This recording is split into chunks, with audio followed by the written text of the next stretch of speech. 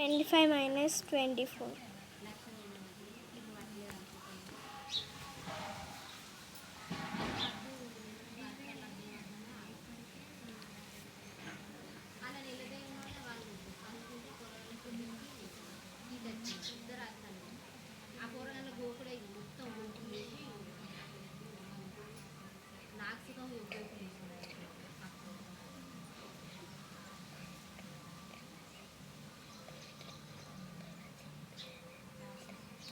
పెళ్లి చేసుకొని బిడ్డను కానీ ఆయనకి ఇస్తాడట నీకు సాపు చేస్తా చదువులో పడతావు నువ్వు మంచిగా చదువుకోకపోతా అంటాను నాకు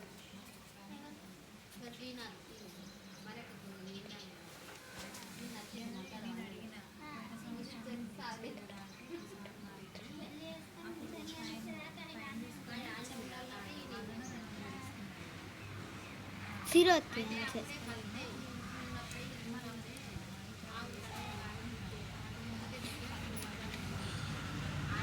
కరెక్ట్ ఆన్సర్ అది.